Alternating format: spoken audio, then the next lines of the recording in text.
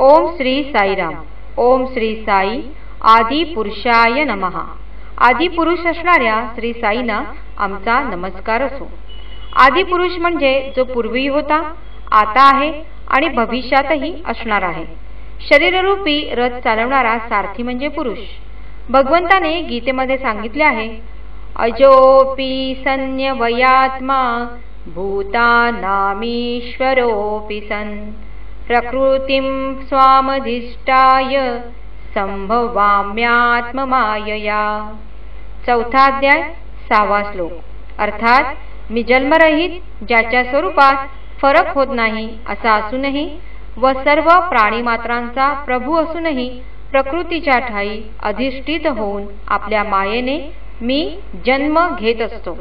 सांप्रतचा श्री सत्यसाई अवतार हे सुद्धा आदिपुरुष असून त्यांनी स्वइच्छेने जन्म घेऊन मानवी शरीर धारण केले आहे. भगवान श्रीकृष्ण अवताराच्या वेळीही असे काही लोक होते जे भगवंतांचे दिव्य स्वरूप न कळल्याने मनुष्य देहधारी समजून त्यांची अवज्ञा करीत होते. आजही असे मूर्ख लोक आहेत जे स्वामींचे दिव्य स्वरूप न समजल्याने स्वतःचे नुकसान करून घेत आहेत. स्वामी आदिपुरुष असल्याचे अनुभव अनेक जिज्ञासू व ज्ञानी भक्तांना तसेच योग्यांना आले आहेत. स्वामींच्या ऋषिकेश येथील स्वामी शिवानंदांच्या भेटीच्या वेळी वसिष्ठ गुहेजवळ जो योगी पाण्यात वाहून चालला होता त्याला स्वामींनी वाचविले. ज्याने परमेश्वराचा धावा केला होता व त्याची प्रार्थना स्वामीप्रत पोहोचून त्या प्रार्थनेस प्रतिसाद देऊन स्वामींनी त्याचा जीव वाचवला होता. स्वामी आदिपुरुष आहेत हे सिद्ध करणारी ही घटना.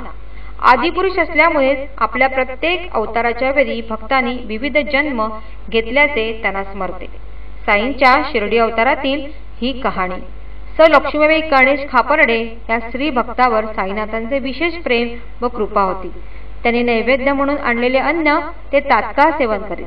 एकदा श्री माधवराव देशपांडे उर्फ श्यामा यांनी साईनाथांना या संदर्भात विचारणा केली असता साईनाथ म्हणाले, ही पूर्वीच्या एका जन्मी वाण्याची दुधाळ वल्लठ्ठ गाय होती. त्यानंतर काही काळ ती कुठे दिसेनाशी झाली. त्यानंतरच्या पुढील जन्मात ती एका मायाकडे जन्माला आली. पुढे तिला क्षत्रियाकडे जन्म झाला आणि त्यानंतर ती वाण्याची पत्नी झाली. त्याच्या पुढच्या जन्मात ती ब्राह्मण कुटुंबात जन्माला आली. बऱ्याच काळानंतर ती आता नजरेला पडली आहे. म्हणून तिने प्रेमभावाने बनवून आणलेल्या अन्नाचे 2 घास सुखासुखी माझ्या पोटात जाऊ देत आणि तिला समाधान मिळू दे. आदिपुरुष साईनाथ आपणा सर्वांना असे समाधान देवोत ही प्रार्थना. ओम श्री सत्यसाई नाथार्पणमस्तु.